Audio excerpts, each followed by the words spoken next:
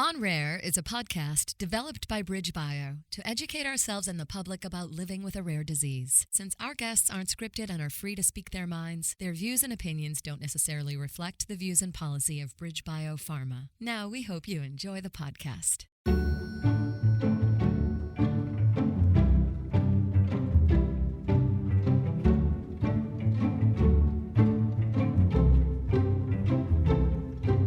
Hi, and welcome to On Rare, a rare disease podcast produced by BridgeBio, a biotech company that is focused on developing treatments for those living with rare disease. I'm your host, Mandy Rohrig, a member of the patient advocacy team at BridgeBio.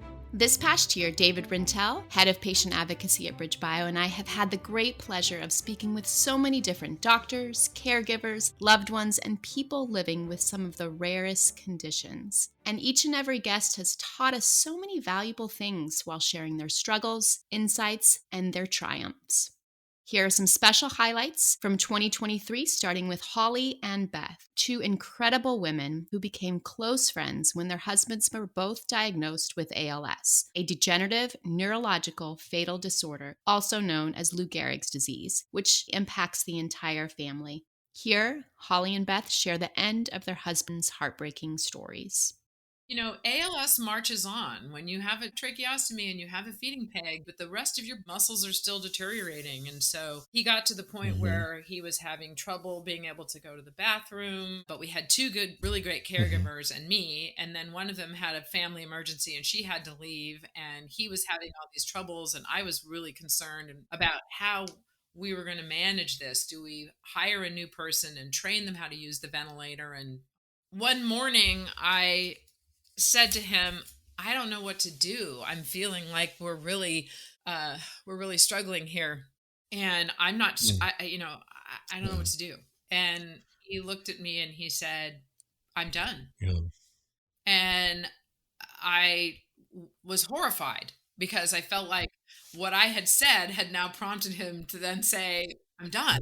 And somehow I was responsible for this, which I'm not, and I have forgiven myself for even feeling that way, but it was really, really hard.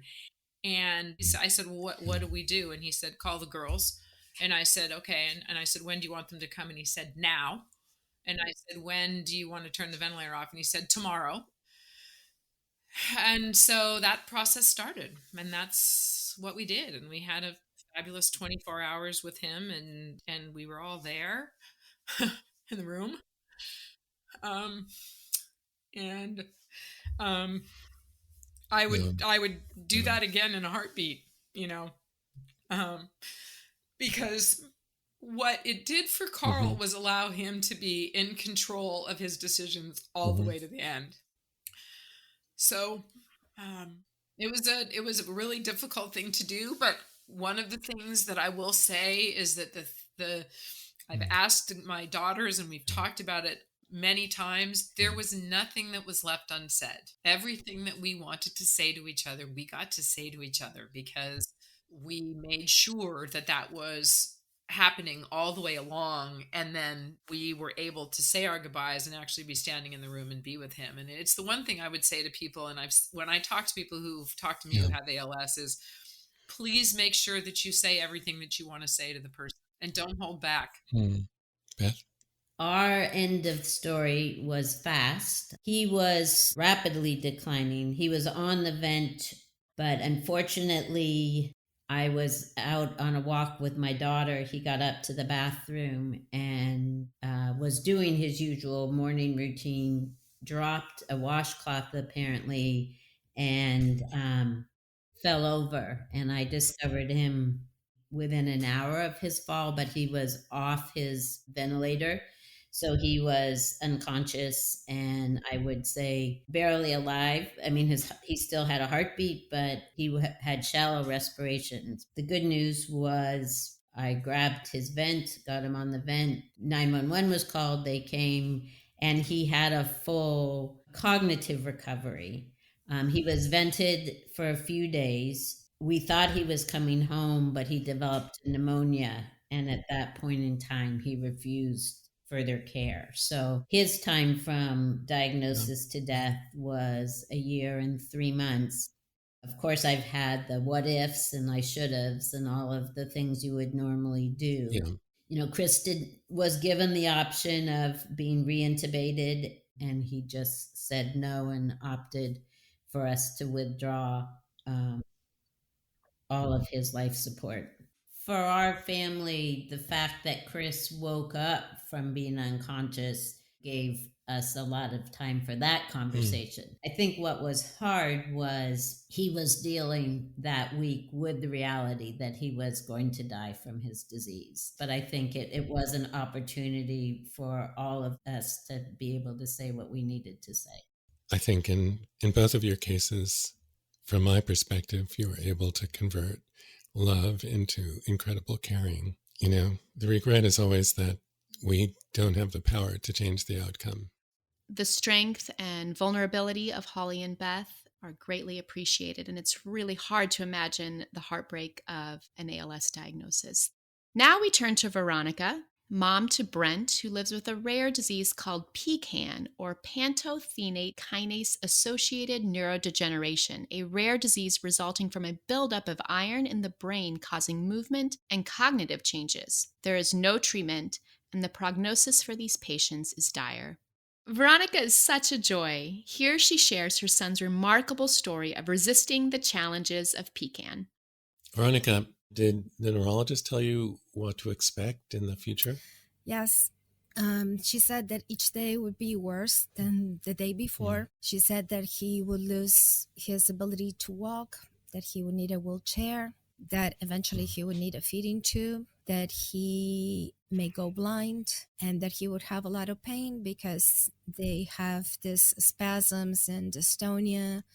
And not only he would lose his ability to communicate and enjoy and have a good quality of life, but he would also be in a lot of pain because medications cannot totally control. That must have been just a really difficult moment. Yeah. I mean, I still cry. This is back in 2003. Yeah. It's absolutely not what any parent wants to hear. And the neurologist says there wasn't any hope for any treatment or cure. And even for maybe, I would say, a couple of years after that, he didn't progress that much. He was still running, walking around, riding his bike. Then Brent did start to struggle. He would cry and he would want to be alone. Yeah. And eventually he would just fall asleep. And then by the time that he woke up, then he was over it and moving on.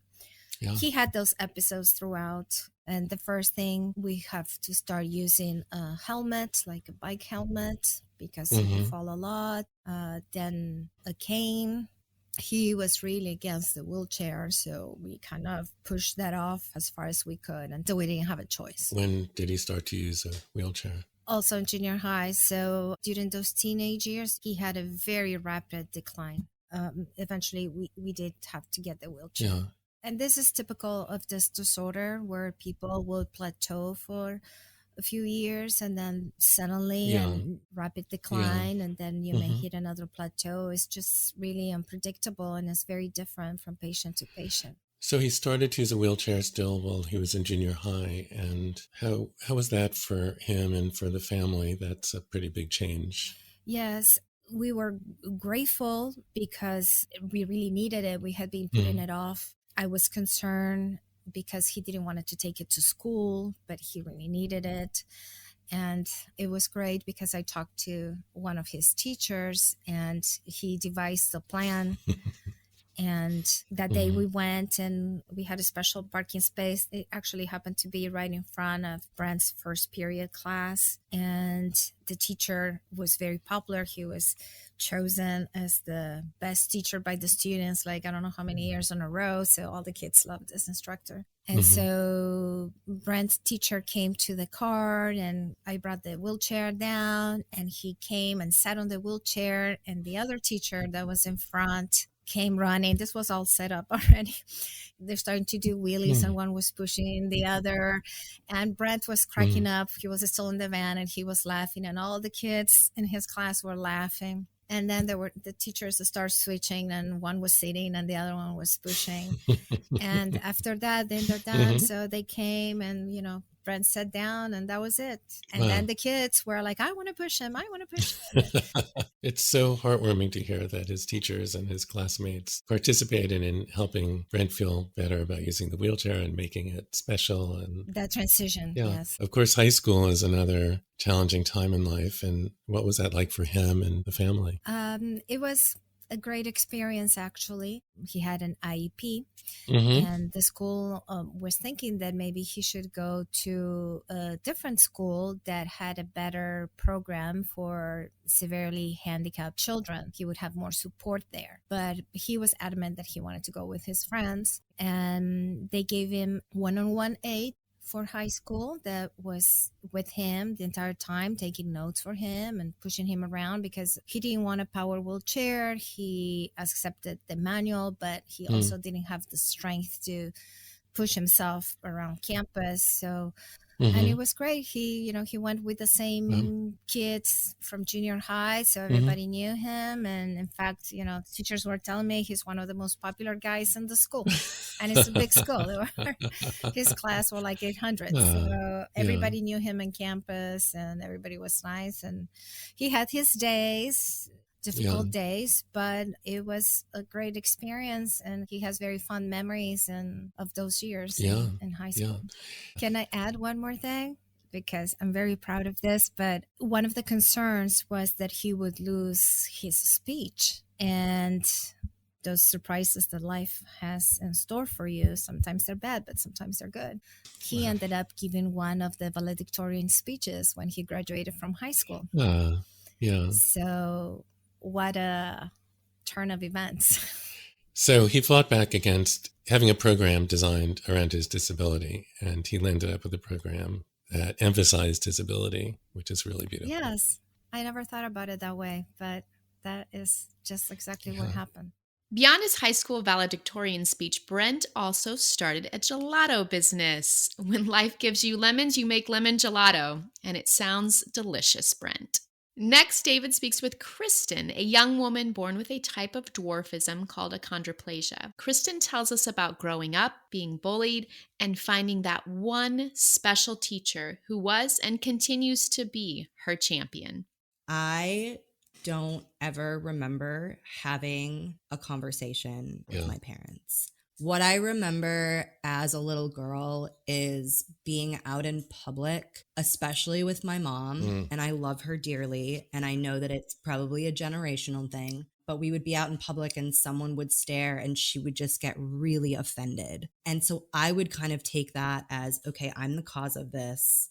I'm causing her hurt, but we never really talked about it. And so I never really felt comfortable talking to my parents about it. Wasn't really a conversation that we had in terms of like emotions and feelings. And I kind of harbored all of that. And obviously, as I got older, I realized that that was very difficult. There were certain people who tried to encourage me to speak about how I was feeling. And one of those people was my 6th grade teacher, Kelly, who I am still super close with. I do remember one time something was bothering me and I clearly was sad, I guess. And she asked me to stay in from recess. What did I do wrong? I'd never had detention before. And she came in and she was kind of like, Chrissy, what's going on? And I kind of was like, what's happening? I just had never talked about my feelings. And I do remember talking to her, not opening up fully, but enough where I was kind of like, oh, these feelings are meant to be shared. Yeah. But yeah, unfortunately, especially through my childhood, I hid and did not talk about experiences with bullying, my feelings, living in the face of adversity, because things become very hard. As a parent, when you described your mom getting really mad at people who are staring, it sounded to me like she was feeling very protective of you. But I could see also as a child, seeing your mom getting so angry at other people when they look at you and sort of seeing, okay, well, I'm the cause of my mother's pain, having an interpretation that's, very different than how it sounds to me as an adult and completely understandable that you as a child would kind of take that on. And then your conclusion was, I have to reduce their pain, so I'm not going to tell them about troubles that I'm having about this. And we never know what we would do in a circumstance that we're not in. I think a lot of parents would like to have everything be as usual, normal as possible, which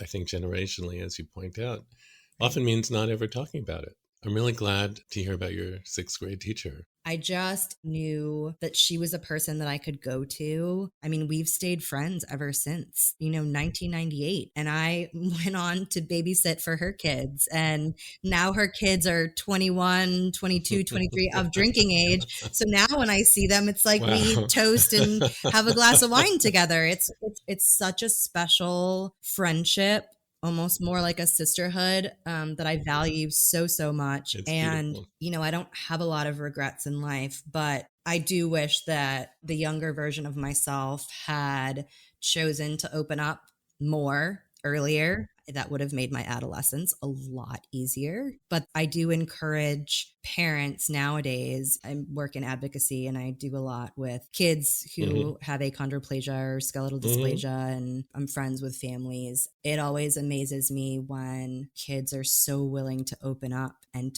talk about how they're feeling. And I always tell parents, I'm like, this is a gift. And even if it's not the parents that the child is willing to open up and talk to, it's huge. I feel like the root of all anger, conflict, the negative feelings that we have is not being heard. So when these kids are just simply heard and their feelings are validated, it's amazing. The minute someone just says, I hear you, those are very powerful words. Think about your life and the adults who really made a difference, how powerful that can be. And now, as an adult, it sounds like you're the Kelly for a lot of kids. That's a really good way to put it. I think you might be right. Yeah. A true story of paying it forward. It's beautiful to see how Kristen's relationship with her 6th grade teacher, Kelly, has helped pave her way to become an advocate in the achondroplasia community. Now we highlight another story of a fierce and determined advocate. Here, David speaks to another Kristen, mom to son Brady, who was diagnosed with erythropoietic protoporphyria, or EPP. At a very young age, Brady experienced excruciating pain from even the smallest exposure to sunlight. Here is where we first learned the significance of shadow jumping. People are so happy about the sun. People love the sun. Like the first day of spring, and I feel this, when, you put your head to the sun or you just feel that warmth, that is such a beautiful thing. And someone with EPP, it triggers this anxiety. They don't know how to experience the sun. And again, that's kind of that leap of mind that's really hard for someone without EPP to understand about someone who's living with that. A typical day for Brady, mind you, he's 18 now. It changes throughout the years. We manage it as a family compared to how he has had to manage it as he grew up and had to become more independent. So a typical day in the life would be he will wake up and he will think about the weather. What is it doing out there? He would plan his day around the sun, around what clothing he will need or have to wear. If he wants to go outside, even a walking the dog, what path would he take? I mean, it is every single detail. He and others with EPP are just always thinking about it. To navigate a day is protective clothing and avoiding sunlight. I often say to people, if you want to try this, it's the shadow jumper challenge. People with EPP are known as shadow jumpers. They jump from safe spot to safe spot or shadow to find their next safe place. So they go through their life shadow jumping. Try that. Try to avoid visible light. You would not be sitting, David, next to the window. I see you sitting near. You would avoid that at all costs because both goes through windows and it goes through water and reflective from water. Someone living in a city, you would avoid the reflection of tall buildings while also going to the shady side of the street. You would in a classroom. Brady has, through lots of help with meeting with school teachers and a lot of education of school systems and his teachers every year, he can't be near a window. He can't go out for recess like a normal child. If there's a fire drill, what's he going to do? How are you going to protect him? A field trip is that is all kinds of organization and thought. He would constantly be finding that next safe place. Now, the weather is an interesting thing. Brady. It was a bright, sunny day. How long could you stand out there? The response would be, it depends. And the same response would be if it was a cloudy day. Have I had exposure the day before? Because it is cumulative. What you plan one day impacts the next day. And it depends how much visible light you have collected. And they have these tricks. You wouldn't know they're doing it, but the tricks they do to get through a day. And I actually recently heard a conversation I had 4 people who had EPP together. And the other thing was, hey, do you walk with your palms up? Palms aren't impacted. The back of their hands are the worst. So they literally walk down the street like this. Or they have their hands in their pocket. They know where the sun is, so their tilt of the head is away from the sun. With his brothers, just walking along the street, they were taught Brady's first point of safety is your shade. No, and I always taught this to teachers. He could stand in front of you, behind you, how he told you about tips and tricks. I've heard the patients, like crossing a street, try and stand behind the one pole. that's a little bit of shade. He had 2 brothers, one for each hand, and they would hold his hand so they weren't exposed as he crossed a street. And it just made all the difference in navigating this. We hope Brady is enjoying his freshman year at Syracuse University, perfecting his shadow jumping and rooting on the Orangemen who play conveniently inside a dome. Now let's revisit our conversation with Anne and Mike. As you may recall, Anne was born with autosomal dominant polycystic kidney disease, or ADPKD. Anne had her first kidney transplant years ago. Then she learned she would not only need a second kidney transplant, but a new liver as well. A certain percentage of patients that have polycystic kidney develop polycystic liver disease. And unfortunately, I'm one of them. And so all throughout the kidney transplant and all those years that I was on immunosuppressants, my liver started getting bigger. They started telling me that I might need a liver transplant someday. I was floored. I was so shocked. I just couldn't believe it. I never thought that I would even have to be dealing with the liver. I developed a pretty large pregnant looking belly. People often asked me when I was expecting and when I was due. It was pretty maddening. What did they say? It was 4 to 5 times. Yeah. Now, having had it removed, it was much bigger than that. We started learning a lot about, all right, what's entailed with a living liver donor.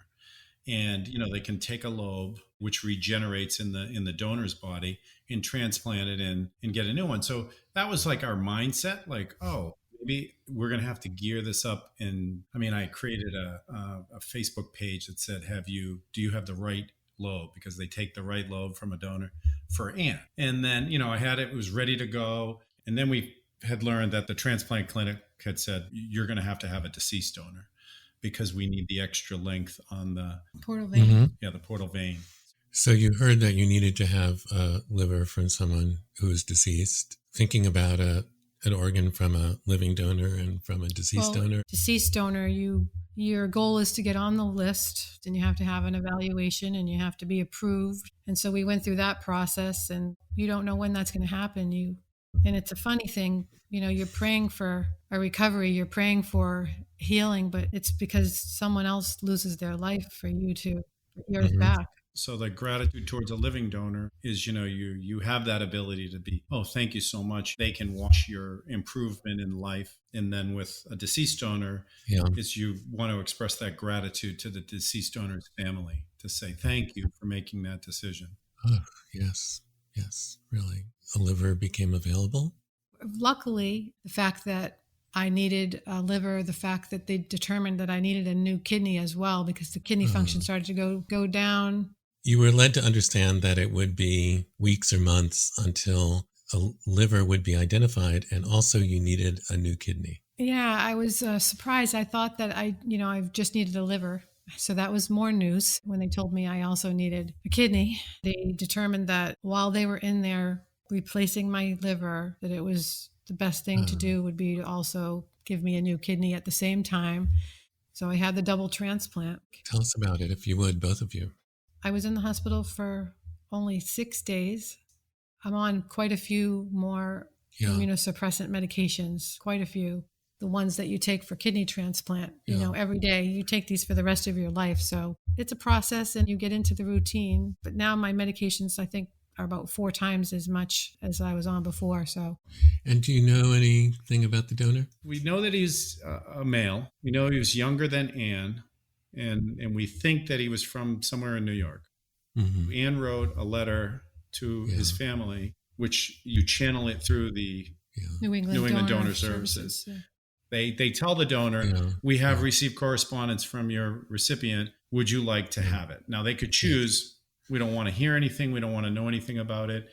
I mean, I don't care where they are. We'll drive out there. I mean, just to say thank you for making that decision in like the most difficult time. That's what really hit home, was as happy as we were, and we were ecstatic, and we're like, oh, she's got a transplant. Everything went fine. And then you stop and think about it and you go, but there's other people on the other end of the spectrum who are dealing with the worst day of their life, and they just lost a loved one, but they made this amazing decision to donate their life. And for us to be able to share with them, like, how much that has improved our lives. The more people can understand about this condition and about transplants, I think the better. Yeah, that's my hope. And I just want to say some words of gratitude. The family of your liver and kidney donor had a terrible time in the lives of those family members. They made a decision to give life to someone else. Anne and Mike own a successful real estate company outside of Boston. They have 4 beautiful children who are young adults, and I'm really happy to report Anne continues to feel healthy, strong, and incredibly grateful.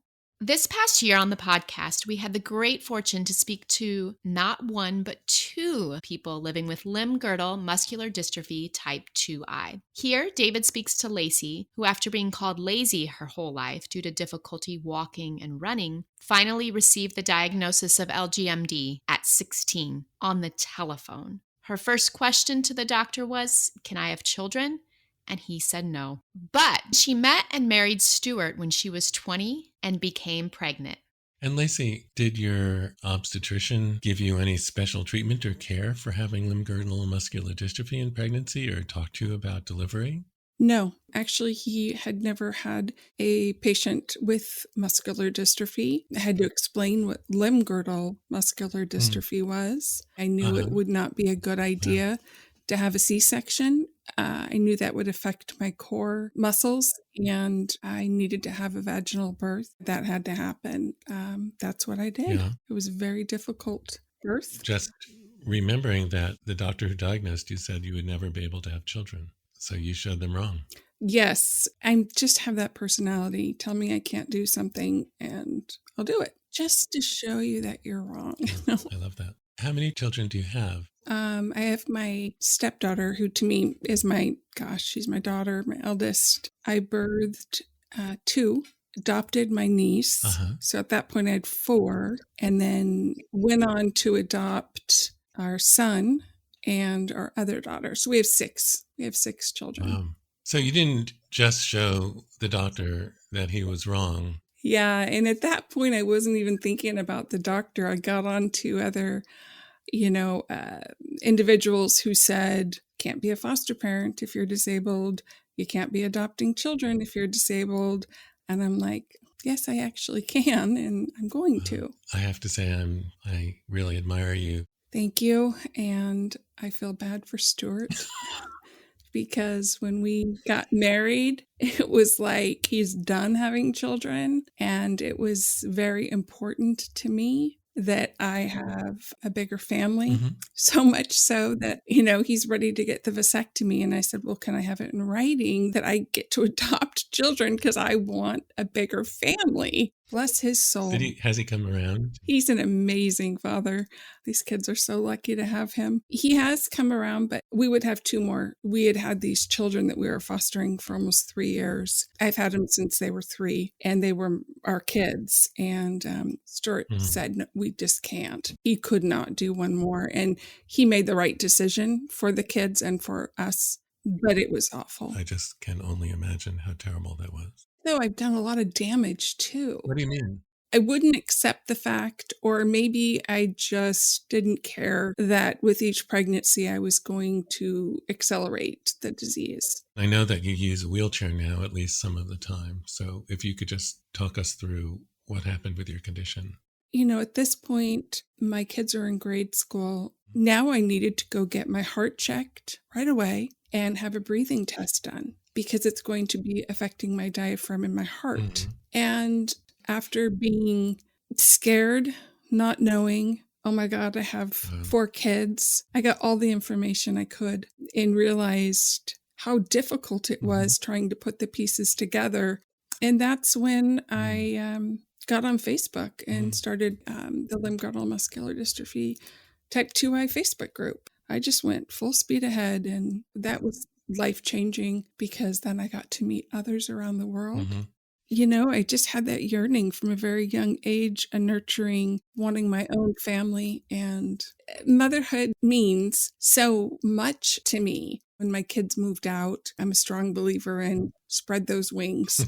But I felt a big hole in my heart. Like, but I'm not done being a mom.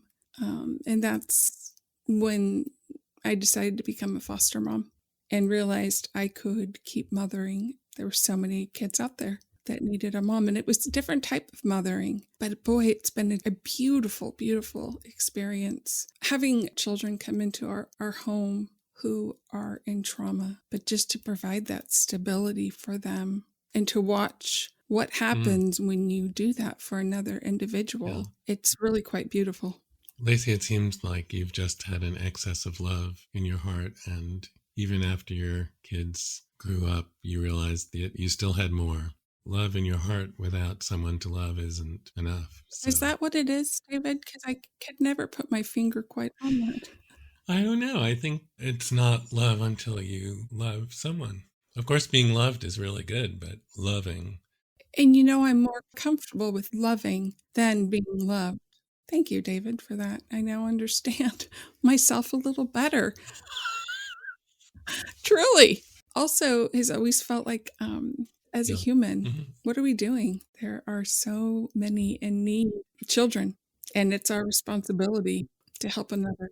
A friend of mine made this needlepoint for me, and it's framed when you walk into my house. The love in your heart wasn't put there to stay.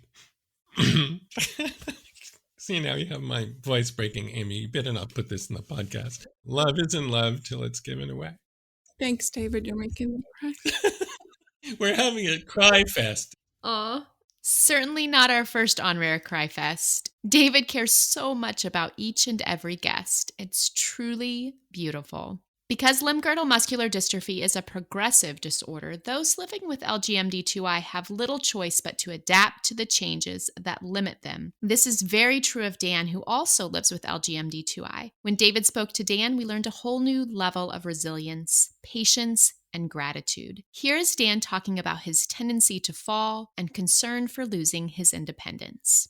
I'm not yet in a wheelchair. I do use a scooter when I'm outside the home. I walk, here at home where I'm very familiar with the surroundings and everything's flat and level. When I get outside the home, the fear of falling becomes very, very real. Just a slight irregularity in the sidewalk or pavement. And then your center of gravity gets out in front of you. Oh, gosh. And down. So you've had some falls. I have had some falls. Fortunately, I've not broken any bones, but I had one fall where I was getting onto a train. And of course, in a very crowded commuter situation, I was the last person on the train thinking I could get on. And as the door of the train was closing, it knocked me down. And I found myself on the floor of the train. Oh, my God.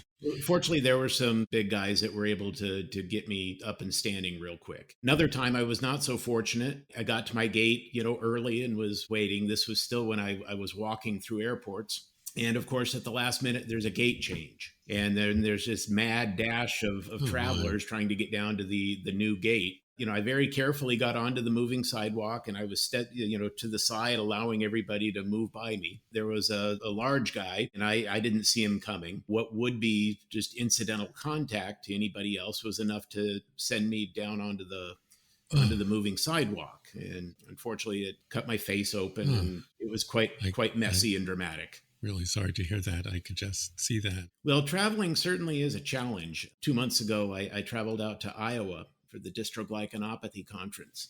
And it was the first time that I've traveled with my scooter. And it certainly was challenging, but it was nice. I was able to drive my scooter right to the door of the plane, was able to then get off the scooter and walk in and sit down. And then they moved my scooter down into the cargo hold. When it comes time to get off the plane, though, it's a little bit different. This was the first time I had traveled in 3 years. The minute I sat down in that seat, I immediately realized I'm not getting up out of this seat on my own for anything. And, of course, you start thinking, well, what if there's an emergency? And I'm in the aisle seat and I've got two people to the right of me. They need to get out, wouldn't want to be in their way. But fortunately, the airline was very good. They got my scooter there in one piece. Yeah. Mine was there waiting for me when I got to Iowa, and it worked out well. How did you eventually get out of your seat, Dan? Everybody got off the plane, and I sat there for about 20 minutes, overhearing the gossip of the flight crew. And finally, two large baggage handlers. I felt like human cargo. And they have a center wheelchair that'll fit in the aisle. And then, these two big guys wheeled me out to my scooter that was waiting for me outside the door of the plane. There's so much that we take for granted, like being able to get out of a seat. You have to think ahead. If for any reason I had to get up and use the restroom, that would have been very, very challenging experience. And, one thing I've learned over the years is to simply not drink water the day before. You literally just have to think ahead and deny yourself water the day before so that you don't have to get up and use the restroom. I'm sure you'll end up being dehydrated and your muscles need water. It really makes travel complicated. I happened to be in the first clinical trial for LGMD2I. I ended up making 29 trips from Denver to Baltimore in a 36-month period. It was at that time that I really kind of had it all down. You quit drinking water the day before. Oh my God. You get there and of course you have to, rehydrate yourself because the next morning they want to draw blood. And, if you're dehydrated, they can't draw the blood. Dan, how else is LGMD2I, in addition to travel, affecting your life today? Well, it's a progressive condition. Things continue to get harder and harder. I mentioned that I had traveled to Iowa a couple months ago. Not only was getting there challenging and whatnot, but the accessibility of the hotel. Even though I had an accessible room with this very soft mattress, I couldn't push up to get up out of bed. And that first morning there, I'm not exaggerating, it took me an hour to just get out of bed. I was questioning whether or not, at what point do I call 911? But how embarrassing is that? Fortunately, the conference there were, nothing but people with two eyes. So I was able to talk to a friend of mine's husband, and he was nice enough to come help me get out of bed the next few mornings. So it worked out. After the 4 days of traveling, I got home. I couldn't get out of my car.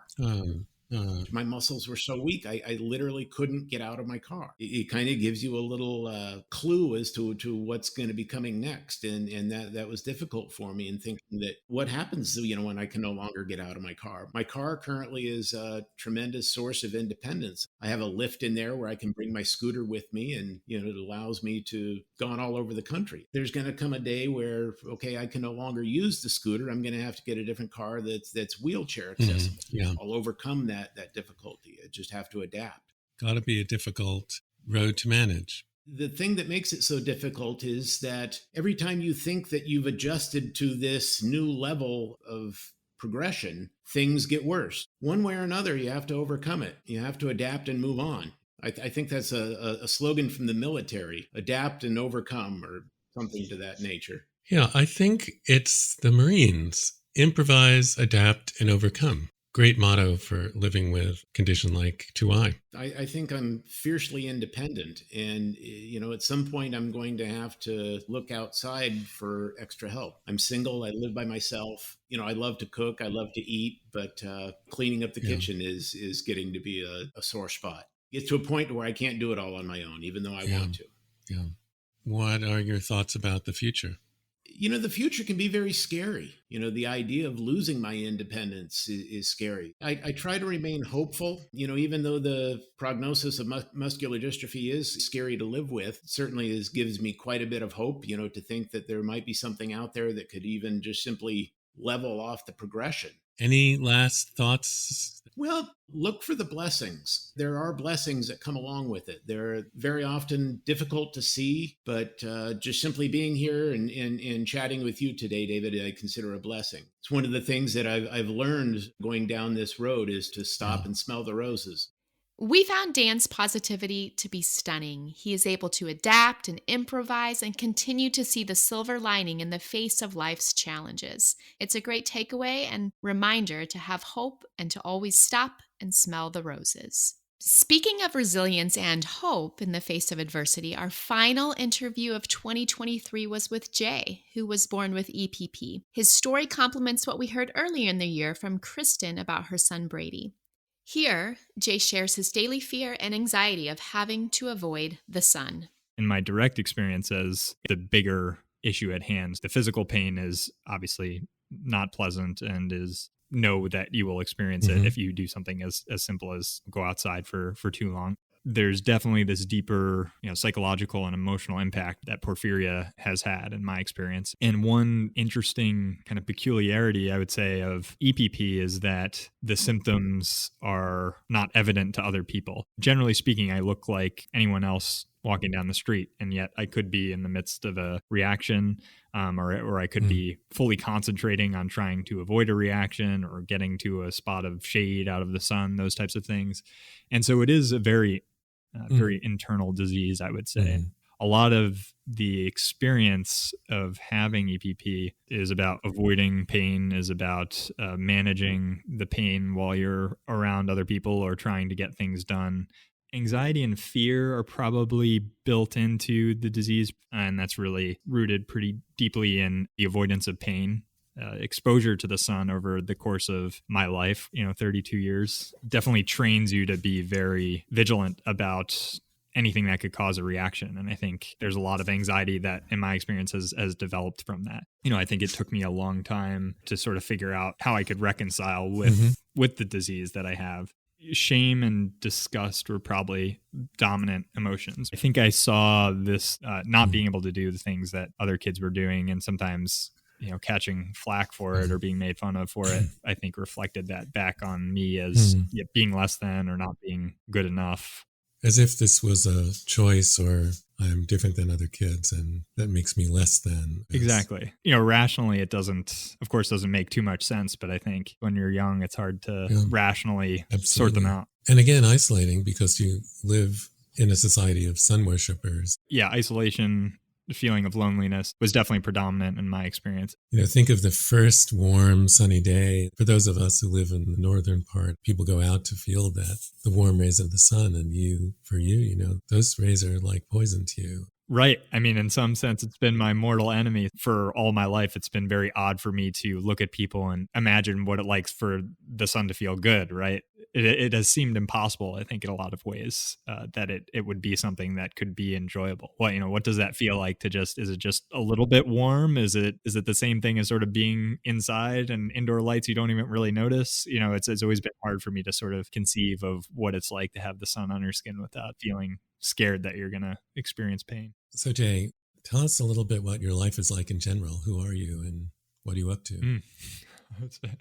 I've entered medical school, and I'm 32 years old, and before I came to medicine, a very zigzagging path from coaching college volleyball in my early 20s to working in the business world, working in marketing and advertising. But I'm also a son to two amazing parents and a brother to my older sister Mariel. I'd like to think of myself first and foremost as just a good family member, someone who cares a lot about other people and the well-being of other people. And I'm someone that I think is deeply curious about the world. And I think, a big part of that has been my experience having a chronic illness and having to navigate that, I think has prompted me to ask a lot of questions about what life is about, what the world is about, how it works, how human biology works, how nature works, where to find meaning in all of those things as a way to relate to my fellow human beings.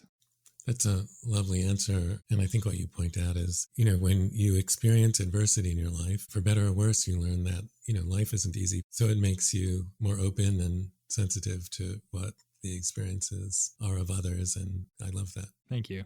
Amy, were you going to say something? She wants you to marry her daughters, both of them. So I'd like to have you on every podcast that we do, just so you know that. This reminds me we'll have to check in with Amy to see how that courtship's going. It was really helpful to hear Jay further explain the types of protective clothing that he wears when he goes outside during the day, including long sleeves, gloves, and often a full mask, because even the smallest sliver of skin exposed will cause excruciating pain. Thank you so much for joining me on this 2023 year in review. I hope you enjoyed these On Rare highlights as much as we enjoyed speaking to these strong, resilient, and inspiring people. Many thanks to our producer, Amy Brooks, and to all who make this podcast possible. On behalf of my co-host, David Rintel, I'm Mandy Rohrig, and we look forward to many more incredible conversations in 2024. On Rare.